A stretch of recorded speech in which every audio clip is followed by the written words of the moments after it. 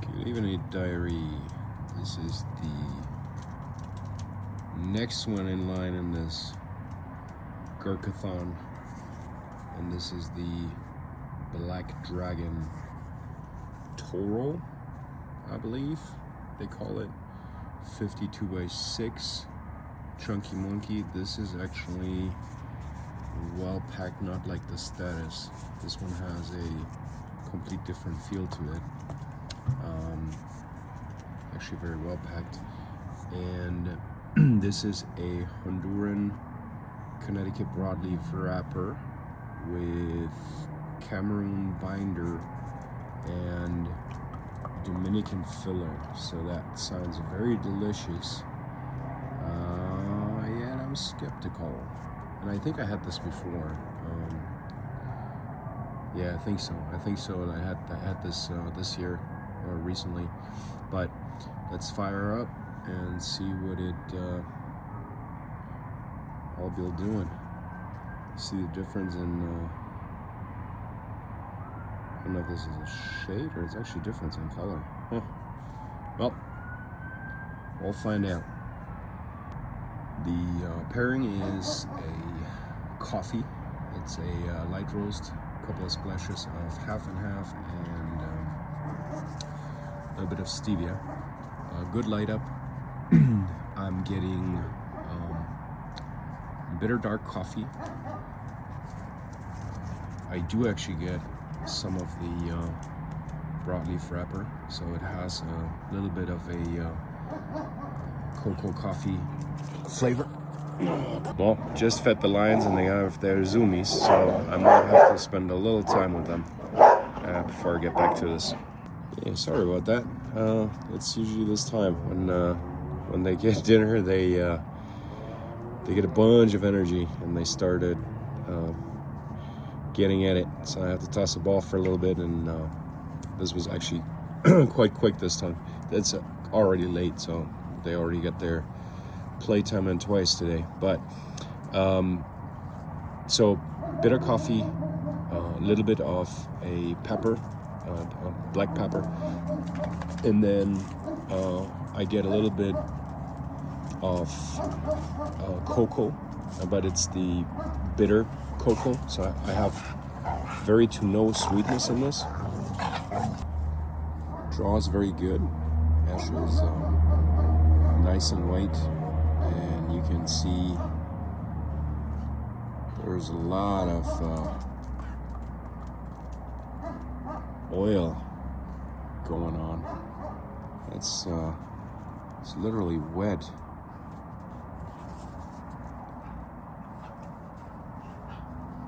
So, so far, nothing spectacular. Like I said, hints of the flavors that I've mentioned. Good draw. I had this actually 63 at the head and 62 at the foot. This has been in a coolador for probably close to 2 years, going on 2 years. In January, I believe, would be 2 years, so a year and 10 months, and it had time to rest there for a while. Usually that room is always kept around 70 on the temperature, so the coolador usually is around 69, and then inside I try to keep it between 65 and 67-ish, so 65, 66, 67, and this had already by itself, I believe, 5 years of H. Dominican fillers. I'm not sure about the wrapper or the binder, but nothing spectacular. Sounds delicious, looks delicious, but I'm just not getting the flavor bombs that I would expect from such mixture. Sorry for this being quite a loud video from the lions in the background, and I'm thinking it's getting a little cold, so I might fire up this little fire pit here and stay warm, because I think tonight, it's Friday, after this coffee I might pour myself a tequila, which I haven't had in a long time. Nice tequila, and smoke another stogie after this one. Is it gonna be another Gurkha? I wish it wasn't, but I want to stick to going through different ones that I have. I might not revisit some of them and give some of the Gurkhas away, or as gifts, or put them back in one of the cooler doors and just try them later. But so far, I mean, out of the 7 or 8 that I had so far, there's 2 that stood out that I thought were okay, or good cigars, but everything else was just not very exciting. You know, they're fancy names, fancy combinations of, you know, Dominican tobaccos and Cameroon wrappers and binders and, you know, all this stuff, and then you get very little in return from a flavor profile. All right, I'll be back. I'm gonna probably go halfway. Once I'm in the middle of the second third, I'll come back and give an update. But this is oily. It's crazy. You can see the very oily wrapper. Nice spice level, but by the way, there's no spice on the tongue or the palate, but you get a little bit of spice through the retro. I would think this is maybe a 2 from a spice. It's just a tingle, and it's gone very quickly. And the smoke is very light creaminess in it, but not very much. It's more of an arid smoke. But I'll be back with some more. Ash is holding up pretty well. This small little split here, but it's pretty solid burn, a little wavy, but nothing too bad. It keeps really correcting itself, so it has a decent construction. And Mr. Leather just came by and said hello, so I've got to the little bit of a black pepper spice. Cocoa has faded at this point in time. Not even in the second third just yet. Just about to get there. And so it's a black, a little bit on the bitter side coffee, and Mr. Leather that just came by. So it's not too bad. It's not a bad leather, because I'm not a big fan of leather, depending on the strength. And yeah, get into the second third and see what happens. So going into the second third, the burn has become a little bit more wonky, but still as just holding up, other than that little split up here, which is fine. I hope this is going to correct itself. And from a flavor profile, still not from the start, not now, not in the aroma or the retro have I gotten any cow doo-doo. So no cow doo-doo on this one. At least I didn't get any. And maybe that has to do because I had most of them for a long time. And maybe that scent that everybody gets has, you know, kind of like disappeared. And then right now the black bitter coffee and the black pepper and the cocoa have gone completely away, and now it is a leather and a dark wood flavor. I would probably categorize it as a oak. It's a little oaky, not on the cedar side, not on the hickory or mesquite side. So I would probably say this is a bitter oak and leather. So not my not my favorite at this point in time. As I've mentioned in the other Gurkha segments, the other diary entries, as part of the challenge, I let the cigar do its thing. I did try the perfect draw on one cigar just because it was not smokable.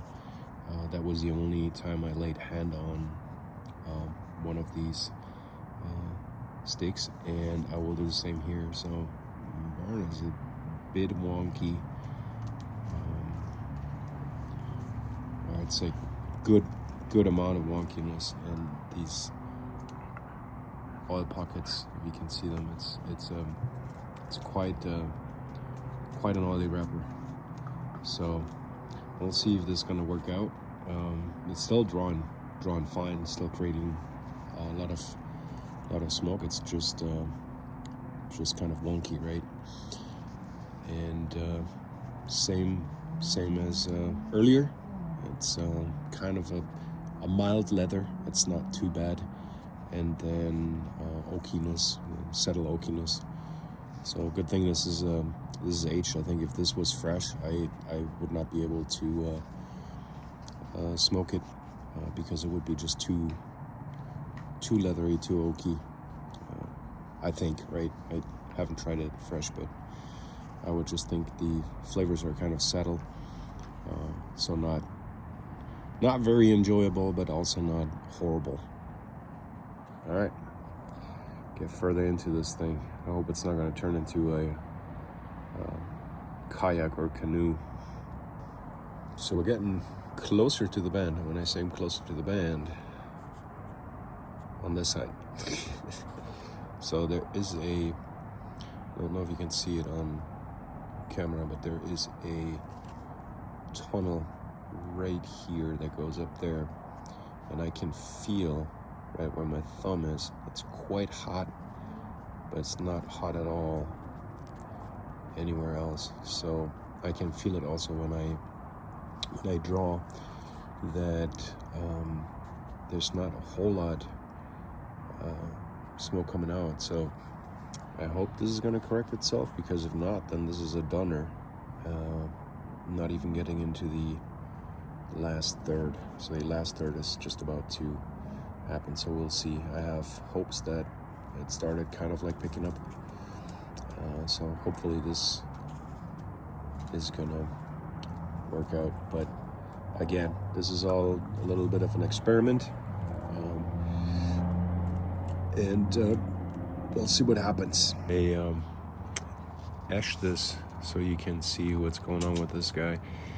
The Aldi Ligero is kind of like bunched up to the left side, and obviously the faster burning leaves on the right hand side have done just what they're meant to do. So you have the left side of the cigar burning slower than the right side, and then there is this tunnel that developed, and that makes the draw very uncomfortable and very almost non-existing. So I could, if I wanted to fix this, I could, fire it up a little bit and then let the Ligero burn down and, kind of like restart. But I wouldn't do this with this one. It's not, if this was a cigar that I really enjoy, I'd really fight with this. But I'm just gonna let it do its thing, even though it's not very enjoyable at this point in time. And verdict is coming here in a minute. I'm gonna take the band off here in a couple of minutes, and then we'll get to maybe about here. I'm not gonna nub this just like the others, and do my little verdict. All right, and you can see where the tunnel that goes in there actually comes out now here on this side. So I have now a burn spot coming here. So some of the cigar is already down here when the rest is still up here. So that's poor construction, poor rolling. It's literally don't know if you can really see this. Let me see, get some light from the kitchen in there, but you see this spot right there? That's quite hot, of course, but the tunnel burned sideways all the way through here, and it's now coming out on this little spot right there. So yeah, that is not a very good roll, and flavors are yeah.